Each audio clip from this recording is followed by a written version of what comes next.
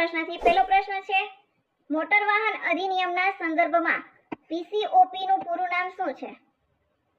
પીસીઓપી એટલે થશે passenger contract permit. સર્વોચ્ચ ન્યાયાલયની રોડ સેફટી કમિટીની રચના ક્યારે કરવામાં આવી હતી? સર્વોચ્ચ ન્યાયાલયની રોડ સેફટી કમિટીની રચના કરવામાં આવી હતી 22 એપ્રિલ 2014 ના રોજ. નીચેનામાંથી કયું સર્ચ એન્જિનનું ઉદાહરણ છે? નીચે આપેલા ઓપ્શન છે એમાંથી યાહૂ છે એ સર્ચ એન્જિન છે. બાકીના ઓપ્શન છે ક્રોમ અને સફારી એ છે વેબ બ્રાઉઝર અને આઉટલુક છે એ ઈમેલ માટે ઉપયોગ થાય છે. ડીએનએસ નું પૂરું નામ શું છે? ડીએનએસ નું પૂરું નામ થશે ડોમેન નેમ સિસ્ટમ. જીએસઆરટીસી ની સ્થાપના પાછળનું મુખ્ય કારણ શું હતું?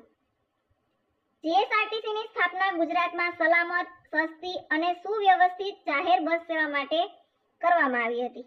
અહીંયાનો જવાબ થશે ઓપ્શન બી કે રાજ્યમાં સંગઠન અને જાહેર પરિવહન વિકસવા માટે.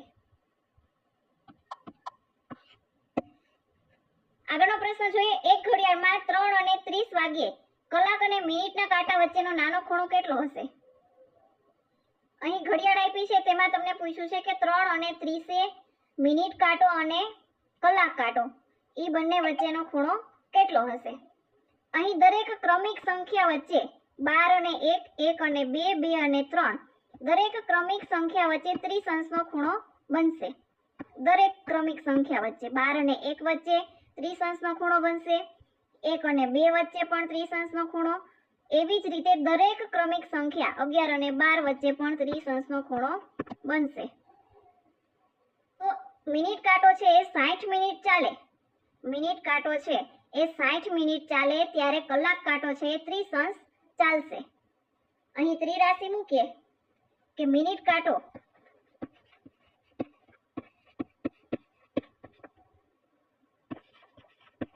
મિનિટ ચાલે ત્યારે કલાક કાંટો છે એ 30 અંશ ચાલશે.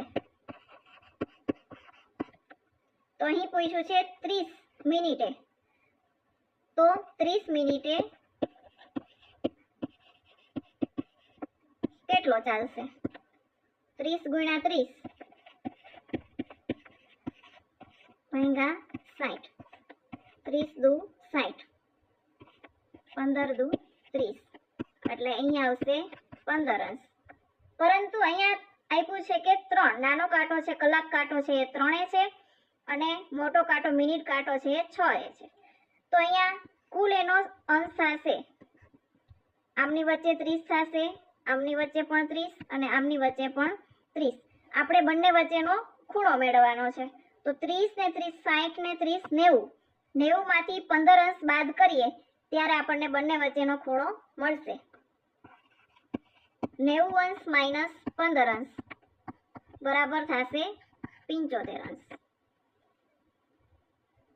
તો કલાક કાંટો અને મિનિટ કાંટો, કલાક કાંટો અને મિનિટ કાંટા વચ્ચેનો ખૂણો થશે 75 અંશનો. Option B.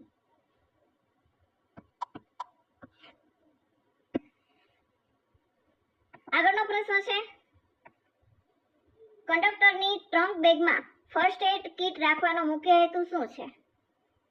કંડક્ટરની ટ્રંક બેગમાં ફર્સ્ટ એડ કિટ રાખવાનો મુખ્ય હેતુ છે કટોકટીના સમયે તાત્કાલિક સહાય આપવી.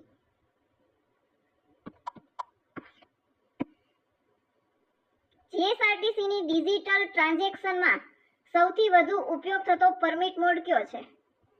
જીએસઆરટીસીની ડિજિટલ ટ્રાન્ઝેક્શનમાં સૌથી વધુ ઉપયોગ થતો પરમિટ મોડ છે યુપીઆઈ.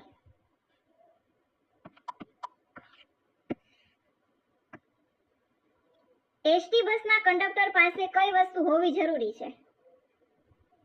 એસટી બસના કંડક્ટર પાસે એક તો પેલા લાયસન્સ હોવું જરૂરી છે અને બીજું ફર્સ્ટ એડ બોક્સ, એટલે કે ફર્સ્ટ એડ બોક્સ અને લાયસન્સ એ બંને વસ્તુ હોવી જરૂરી છે.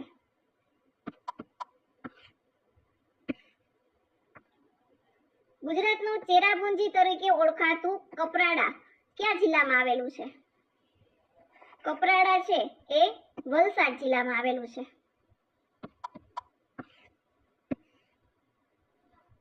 એક સ્ત્રી તરફ ઈશારો કરીને રમેશે કહ્યું કે તે મારા પિતાનો એકમાત્ર પુત્રની પત્ની છે. તો સ્ત્રીનો રમેશ સાથે સંબંધ શું હશે? અહીં કહે છે રમેશ એક સ્ત્રીને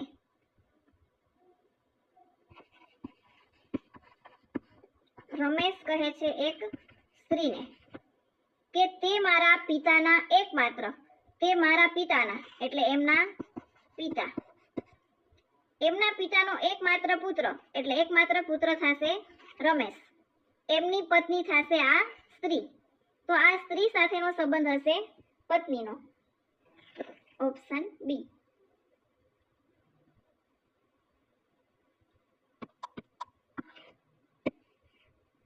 મોઢેરાનું સૂર્ય મંદિર કઈ નદીના કિનારે આવેલું છે?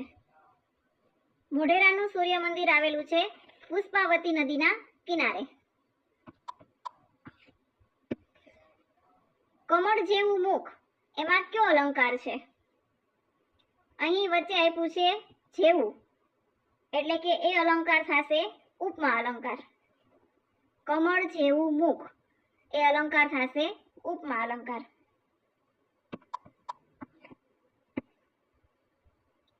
રવિ ઉત્તર તરફ 10 મીટર ચાલ્યો, પછી જમણી તરફ વળીને 15 મીટર ચાલ્યો, પછી ફરી જમણી તરફ વળીને 10 મીટર ચાલ્યો. હવે તે શરૂઆતના સ્થાનથી કઈ દિશામાં હશે? અહીં ઉત્તર, દક્ષિણ અને પૂર્વ અને પશ્ચિમ. અહીં રમેશ ઊભો હશે તો ત્યાંથી તે 10 મીટર ઉત્તર તરફ ચાલે છે, 10 મીટર ઉત્તર તરફ ચાલે છે. ત્યાંથી ફરી જમણે તરફ વળીને 15 કિલોમીટર ચાલે છે, એટલે અહીંયાથી જમણી તરફ પૂર્વ દિશામાં થશે. તે પૂર્વ દિશામાં તે 15 મીટર ચાલ્યો, ત્યાંથી ફરી જમણે વળીને તે 10 મીટર ચાલે છે, એટલે આ અંતર થશે 10 મીટર. તો હવે તે શરૂઆતના સ્થાનથી કઈ દિશામાં હશે? શરૂઆતનું સ્થાન છે અહીંયા છે અને તે કઈ દિશામાં થશે? એમનું મુખ આ થશે પૂર્વ દિશામાં. ઓપ્શન બી.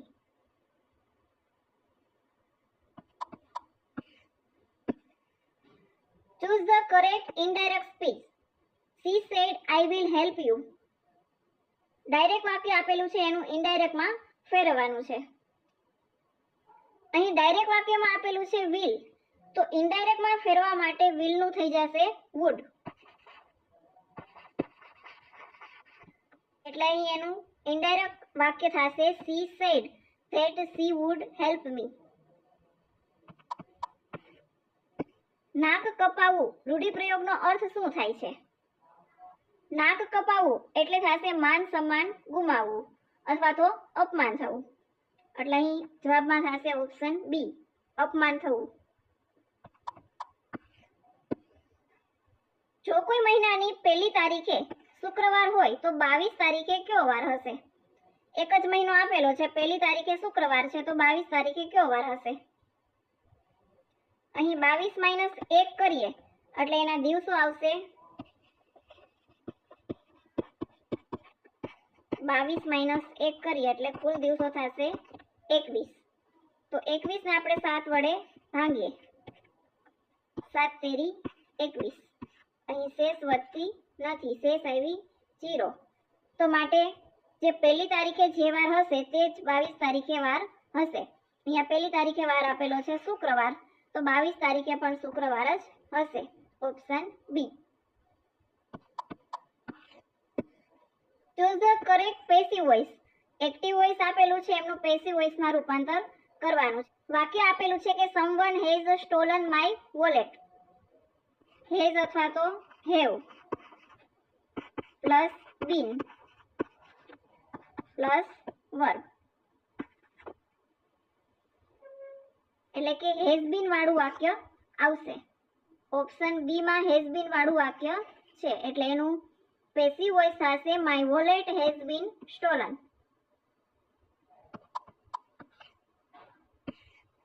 મીઠું બોલનાર માટે યોગ્ય એક શબ્દ કયો છે?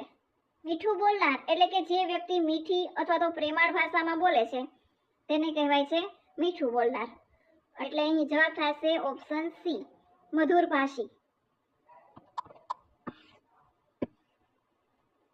એ એક કામ 24 દિવસમાં અને બી તે જ કામ 8 દિવસમાં કરે છે, તો બંને સાથે મળીને કામ કરે તો કેટલા દિવસમાં તે કામ પૂર્ણ કરશે? એ છે એ 24 દિવસમાં કામ પૂર્ણ કરે છે અને બી તે જ કામ 8 દિવસમાં પૂર્ણ કરે છે, તો બંનેનો લસા થશે 24. તો 24 ને 1 વડે ગુણવું પડશે અને 8 ને 3 વડે. બંનેના પ્લસ કરીએ એટલે થશે 4. તો બંને ભેગા મળીને એક દિવસમાં 4 કામ કરે છે, તો 24 કામ કરવા માટે તેને કેટલો સમય લાગશે? એટલે થશે 24/4 એટલે થશે 6 દિવસ. Option B. કમ્પ્યુટરમાં માહિતીનું સૌથી નાનું એકમ કયો છે? સૌથી નાનો એકમ છે બીટ.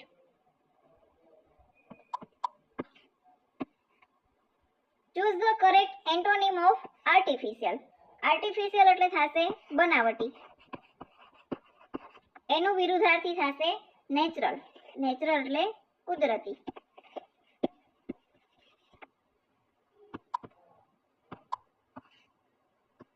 અતિ પ્લસ ઉત્તમ નો સંધિરૂપ શું થશે? અતિ પ્લસ ઉત્તમ નું સંધિરૂપ થશે અત્યુત્તમ. મોઢેરાનું સૂર્ય મંદિર કયા વંશના શાસનકાળમાં બનાવવામાં આવ્યું હતું? મોઢેરાનું સૂર્ય મંદિર એ સોલંકી વંશના શાસનકાળ દરમિયાન બનાવવામાં આવ્યું હતું.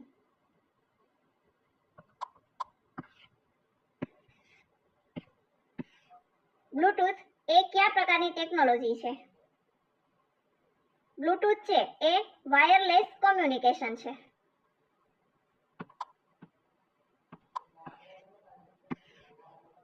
સ્વતંત્ર ભારતના પ્રથમ ભારતીય ગવર્નર જનરલ તરીકે કોણ હતા? સ્વતંત્ર ભારતના પ્રથમ ભારતીય ગવર્નર જનરલ હતા સી રાજગોપાલાચારી. પ્રુડન્ટ શબ્દનો સાચો અર્થ કયો છે? પ્રુડન્ટ એટલે થશે સમજદાર, વિવેકી અને વિચારીને નિર્ણય લેનાર, એટલે અહીંયાનો જવાબ થશે વાઇસ. આભ ફાટવું રૂઢિપ્રયોગનો અર્થ શું થાય છે?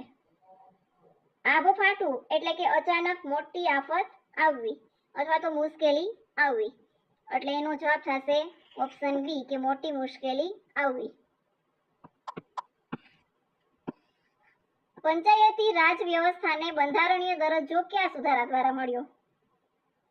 73માં બંધારણીય સુધારા અધિનિયમ 1992 દ્વારા પંચાયતી રાજને બંધારણીય દરજ્જો આપવામાં આવેલો હતો, એટલે અહીં જવાબ થશે 73માં સુધારા દ્વારા.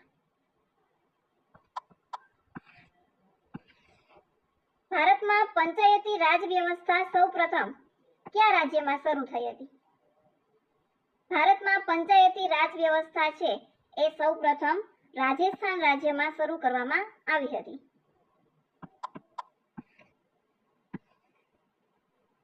MS વર્ડમાં નવો દસ્તાવેજ બનાવવા માટે કઈ શોર્ટકટ કી વપરાય છે? MS વર્ડમાં નવો દસ્તાવેજ બનાવવા માટેની શોર્ટકટ કી છે Ctrl+N. કોડિંગ અને ડીકોડિંગને લગતો પ્રશ્ન છે કે જો બુક બરાબર એનો કોડ આપેલો છે CPPL, તો પેન બરાબર શું થશે?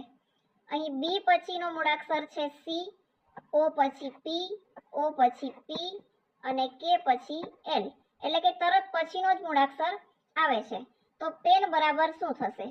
P પછી આવશે Q, E પછી આવશે F અને N પછી આવશે O, તો પેનનો કોડ થશે QFO.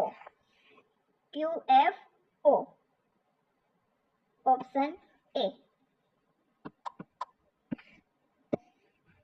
Once in A blue moon એમનો અર્થ શું થાય છે? Once in A blue moon એટલે કે થશે બહુ જ ભાગ્યે અથવા તો ક્યારેક જ, તો એમના માટેનો શબ્દ થશે વેરી રિયલી. જળનો પર્યાયવાચી શબ્દ કયો નથી? અહીં પૂછ્યું છે કે જળનો પર્યાયવાચી શબ્દ કયો નથી? જળ એટલે થશે નીર, સલીલ અને પય. અનલ છે એ જળનો પર્યાયવાચી શબ્દ થશે નહીં. અનલ એટલે થશે અગ્નિ. એટલે એનો જવાબ થશે ઓપ્શન ડી. ગુજરાતનું સૌથી મોટું રણ કયું છે? ગુજરાતનું સૌથી મોટું રણ છે કચ્છનું મોટું રણ. Option B. રાજ્યના નીતિદર્શક તત્વો કયા દેશના બંધારણમાંથી લેવામાં આવ્યા છે? રાજ્યના નીતિ નિર્દેશક તત્વો છે એ આઇલેન્ડ દેશના બંધારણીય સુધારણમાંથી લેવામાં આવ્યા છે. 1 KB બરાબર કેટલા બાઇટ્સ થશે? 1 KB બરાબર થશે 1024 બાઇટ્સ. Option B. મિટિક્યુલસ શબ્દનો અર્થ શું થશે? મિટિક્યુલસ એટલે થશે ખૂબ જ કાળજીપૂર્વક અને ઝીણવટથી કામ કરવું. એટલે એમનો અર્થ થશે વેરી કેરફુલ. ગુજરાતમાં સૌથી વધુ વરસાદ કયા વિસ્તારમાં પડે છે? ગુજરાતમાં સૌથી વધુ વરસાદ પડે છે વલસાડ જિલ્લાના કપરાપાડા વિસ્તારમાં.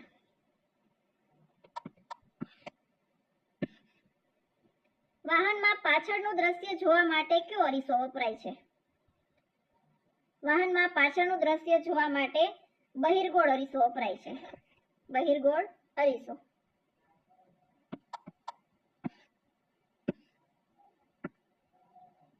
અનુ પ્લસ એષણ એનું સંધિરૂપ શું થશે? અનુ પ્લસ એષણ એટલે થશે અન્વેષણ.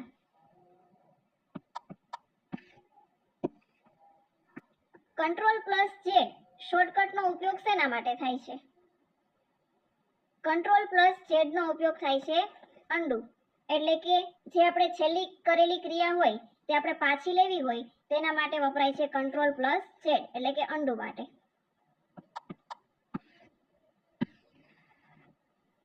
નો પાર્કિંગ ટ્રાફિક ચિહ્ન સામાન્ય રીતે કયા આકારનું હોય છે? નિયમનકારી ટ્રાફિક ચિહ્નો છે એ સામાન્ય રીતે હોય છે વર્તુળાકાર આકારમાં.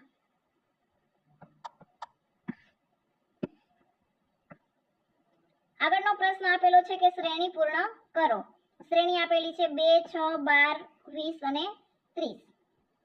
અહીં પહેલી સંખ્યા આપેલી છે 2 અને બીજી સંખ્યા આપેલી છે 6. બે વચ્ચેનો ડિફરન્સ જોઈએ. બે વચ્ચેનો ડિફરન્સ આવશે 4. 6 અને 12 એમની વચ્ચેનો ડિફરન્સ થશે 6. 12 અને 20 એમની વચ્ચે ડિફરન્સ થશે 8 નો. 20 અને 30 એમની વચ્ચેનો ડિફરન્સ થશે 10 નો. એવી જ રીતે આગળની સંખ્યા અહીંયા જોઈએ 4 એમાં પ્લસ 2 ઉમેર્યા એટલે થશે 6, 8 અને 10. તો આગળનો ડિફરન્સ થશે 12 નો. દરેક સંખ્યામાં પ્લસ 2 ઉમેરાય છે. તો છેલ્લી સંખ્યા છે 30 એમાં 12 પ્લસ કરીએ તો સંખ્યા આવશે 42. તો આગળની સંખ્યા થશે 42. Option C. ગુજરાતની પ્રથમ યુનિવર્સિટી કઈ છે? ગુજરાતની પ્રથમ યુનિવર્સિટી છે ગુજરાત યુનિવર્સિટી. ગુજરાત યુનિવર્સિટીની સ્થાપના થઈ હતી 1949માં.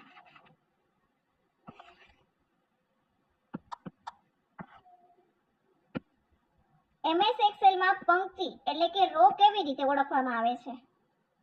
રો હોય છે અંકો દ્વારા.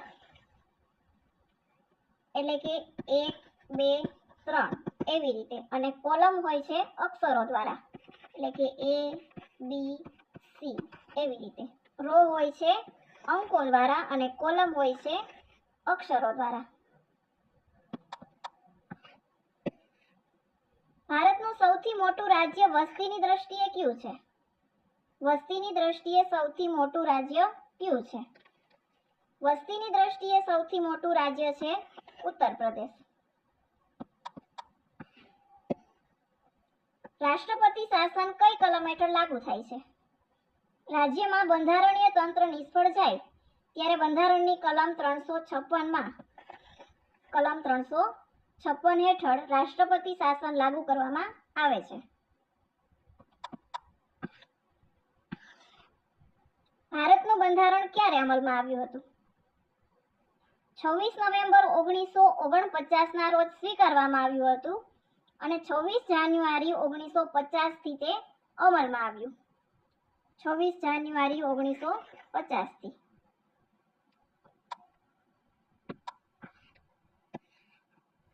ભારતના રાષ્ટ્રીય ધ્વજની રચના કોણે કરી હતી? ભારતના રાષ્ટ્રીય ધ્વજની રચના કરનાર છે પીંગળી વેકિયા.